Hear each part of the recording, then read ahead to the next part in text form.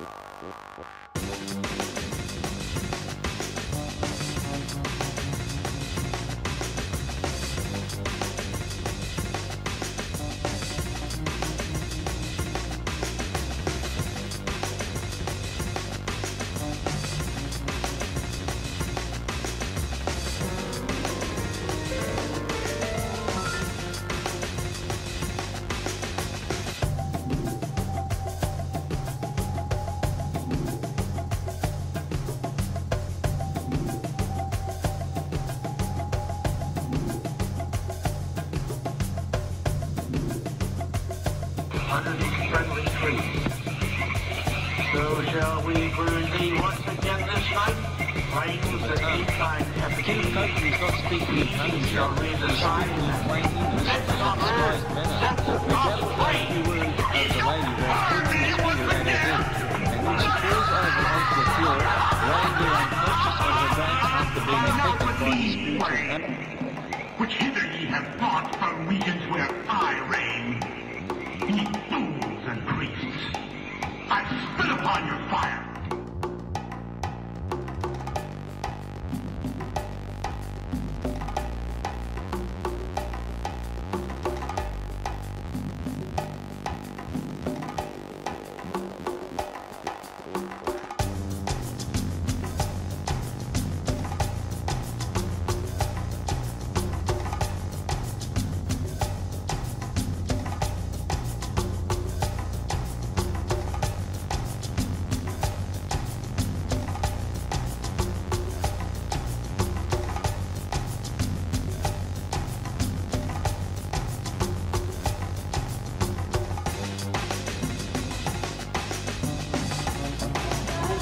You witnessed the sacrifice of an individual in a satanic ritual with a Bohemian girl. Is that correct? Yes, yeah, it was Kevin Collins.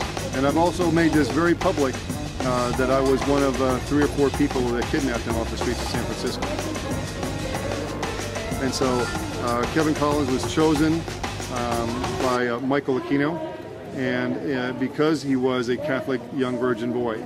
And he was, I named you the names of who was all involved. These were all people that were somewhat unknown, at least in the major public at that time. So they are guilty as hell. Is that correct?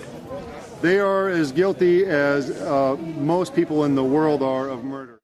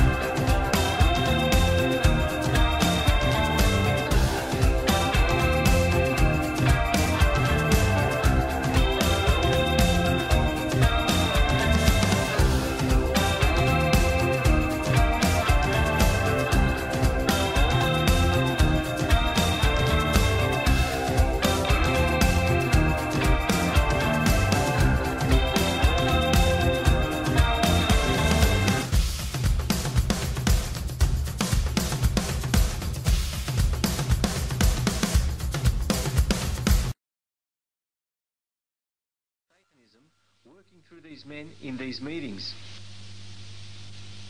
Let us begin with the first one. This is the one that a lot of Christians viewing the footage have already picked up. On this one you can see Kenneth Copeland calling Dennis Burke to the front for ministry, and he invites him to come and take the mark of the beast. What we must understand here is that if he comes out and pronounces the word clearly, a large part of the congregation would probably get up and walk out of the meeting and reject his ministry altogether. But if he says it in a disguised manner, making out as though he is speaking in tongues, then he can fool the listeners and get away with it. So we are not putting words into his mouth, as the words mark of the beast are clearly pronounced, and that should be enough for a Christian to seriously consider rejecting his ministry. He is not speaking in another language here, in which the words of that language sound like this phrase in English. I'll be proving this to you on the next example. So let us have a listen to it. I'll play it for you 2 times at normal speed, and then I'll freeze the picture and play the sound of his voice at slower speeds in order to help you hear exactly what he's saying. I'll be doing this to all the examples on the video. So listen carefully now to Kenneth Copeland's voice as he's purposely speaking in a disguised manner while pretending to be speaking in tongues. And he says the words, "Come, take the mark of the beast." Come on, Dennis. Oh. Dennis Burke, come here. Oh. Man, the mark of the beast. Boy. Oh. Man, the mark of the beast. Boy. Man, the mark of the beast. Man, the mark of the beast.